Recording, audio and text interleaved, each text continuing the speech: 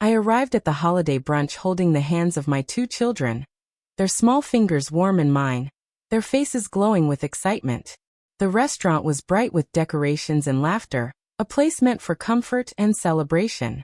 But underneath the sparkle of the season, I felt the familiar knot tightening in my chest. This gathering was never really about family for me. It was about endurance, about pretending I belonged in a place that had spent years reminding me that I did not. As we stepped inside, I felt eyes turn toward us, some curious, some judgmental, and one gaze in particular heavy with silent calculation. My father stood near the head of the room, his posture stiff with control, his lips curled into a faint smirk that carried years of unspoken resentment. I already knew in that instant that this day would not be kind. I had divorced my husband years earlier and built a life from the ruins with nothing but determination and exhaustion. I worked double shifts, sacrificed sleep, missed holidays, and endured whispers and stares, all to give my children stability. Their father had abandoned us, and my own family had treated me like I was the one who had failed some invisible test. They never approved of my choices, my independence, or the fact that I refused to shrink myself to fit inside their expectations.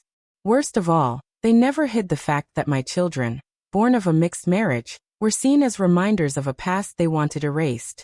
Yet despite all of that, I came to that brunch because I believed foolishly that time might have softened their hearts. The early moments were filled with forced smiles and polite gestures, the kind that feel hollow the moment they leave the lips. My children clung close to me, sensing the tension even without understanding it.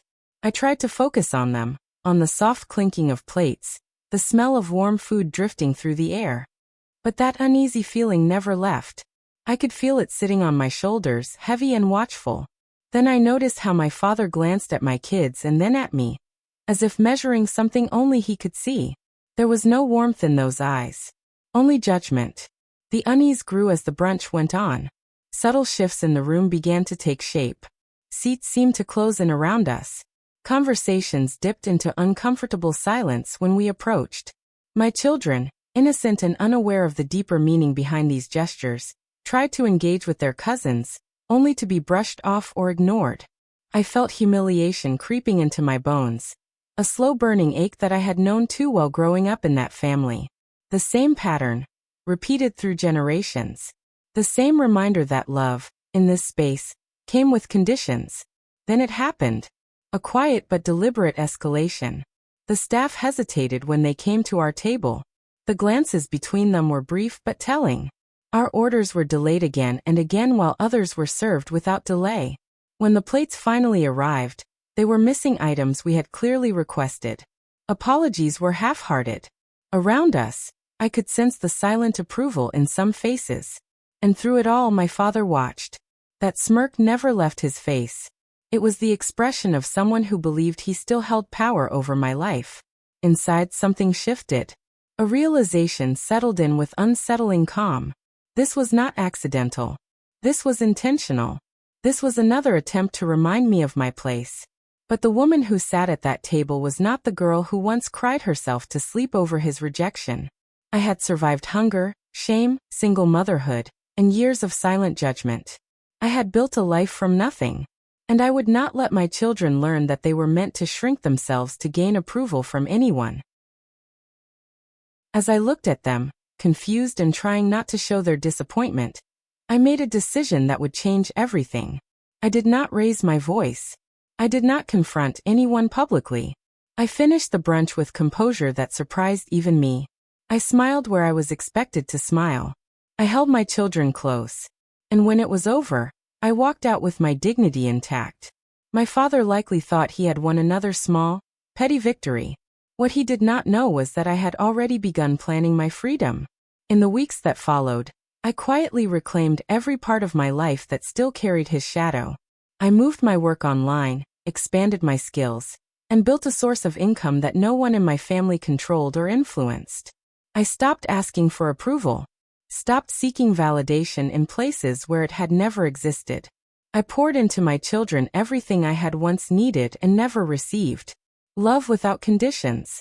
Support without judgment. Pride without shame. Then an unexpected opportunity arrived.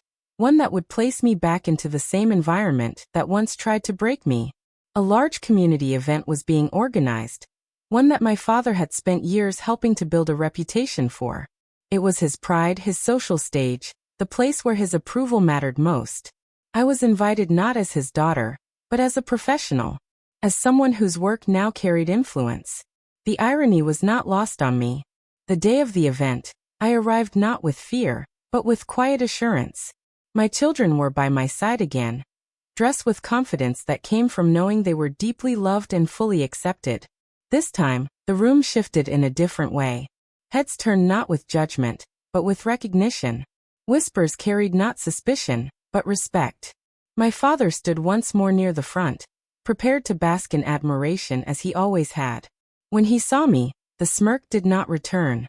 Instead, uncertainty flickered across his face. The program began, and with it, the unveiling of the projects that had shaped the community. When my name was mentioned among the leading contributors, there was a noticeable stir.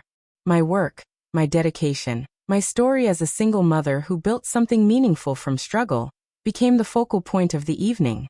Applause followed, genuine and unrestrained. People rose to their feet.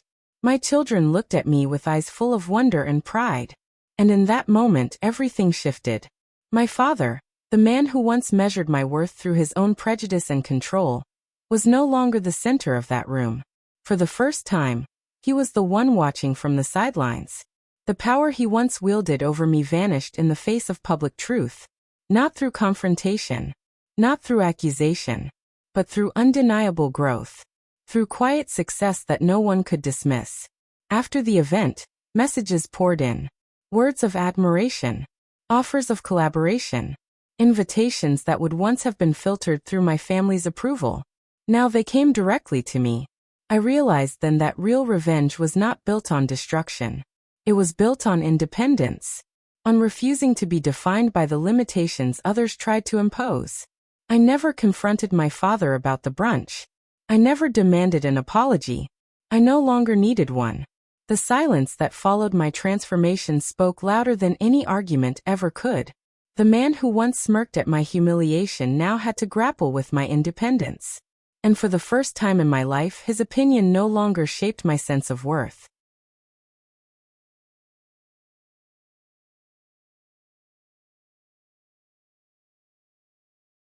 My children changed too.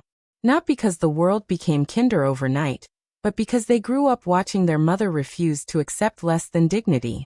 They learned that racism does not always roar. Sometimes it whispers through delayed service, empty smiles, and quiet exclusion.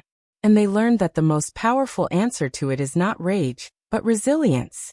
Looking back, that holiday brunch was not the moment I was broken. It was the moment I stopped asking for permission to exist fully. The humiliation I felt that day became the turning point that carried me forward into a life no one could control but me. And it reminds me now, more than ever, that the deepest wounds often become the roots of the strongest transformations. Because when a person tries to make you feel small in front of your children, they reveal not your weakness, but their own fear. And when you rise without hatred, without revenge shaped by destruction, but with unshakable growth, you prove that no smirk, no judgment, no racist silence can ever define your future. The question is never whether injustice will appear in your life. It is whether you will let it end your story, or become the chapter that forces you to rise higher than anyone ever expected.